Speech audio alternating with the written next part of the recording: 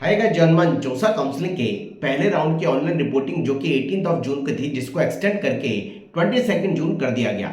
इसका realistic reason अब सामने आ रहा है कि आखिर जोसा ने किस मजबूरी में इस काम को किया, क्योंकि ऑनलाइन रिपोर्टिंग के लिए ऑलरेडी 5 दिन का टाइम आपको दे दिया गया था, लेकिन 4 दिन उसको एक्सटेंड क्यों किया गया और उस कारण से पूरे काउंसलिंग की जो फील्डिंग है या शेड्यूल है वो क्यों डिस्टर्ब हो गया।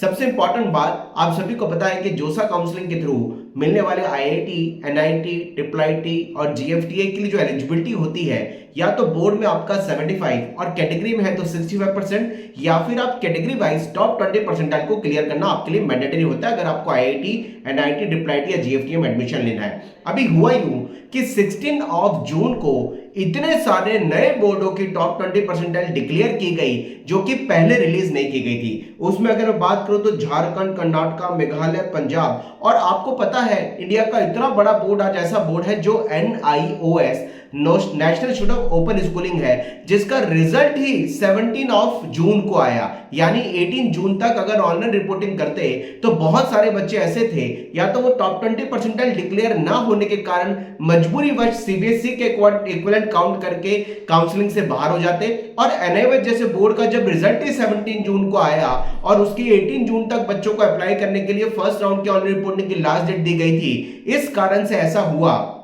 कि ऑनलाइन रिपोर्टिंग की डेट को 22 जून तक एक्सटेंड कर दिया, ताकि ये बच्चे भी अपनी टॉप 20 परसेंटाइल में जो क्लियर हुए हैं, क्योंकि बहुत सारे बोर्ड ने टॉप 20 डिक्लेयर ही नहीं करी थी और एनआईओएस बोर्ड का रिजल्ट ही 17 जून को आया, ताकि बच्चे काउंसलिंग में पार्टिसिपेट कर पाए और अनफेयर किसी बच्चे के साथ ना हो। इसी वजह से जोसा ने इस काउंसलिंग के शेड्यूल को चेंज किया और ऑनलाइन रिपोर्टिंग के रिलैक्सेशन देते हुए उसकी डेडलाइन को 4 दिन बढ़ा करके 18 जून से 22 जून कर दिया। यही एक बेसिक ऐसा रीजन लगता है। अदरवाइज ऑनलाइन रिपोर्टिंग हर साल होती है और हर साल पहले राउंड की ऑनलाइन रिपोर्टिंग में 4 से 5 दिन का समय दिया जाता है, जो कि पर्याप्त यानी लिमिटेड टाइम होता है, लेकिन सफिशिएंट टाइम होता है। और इस कारण पहली बार ऐसा देखा गया कि गवर्नमेंट को ये डेडलाइन बढ़ानी पड़ी। एनआईओएस बोर्ड जैसा बड़ा बोर्ड रिजल्ट ही 17 जून को डिक्लेयर कर रहा है, क्योंकि बहुत सारे बच्चों के कॉल आए थे कि सर रिजल्ट ही नहीं आया है, कैसे काउंसलिंग में पार्टिसिपेट करें। और इतने सारे बोर्ड ने टॉप 20 परसेंटाइल डिक्लेयर नहीं कर, जिस वजह से कई सारे बोर्ड ऐसे हैं जिनका टॉप 20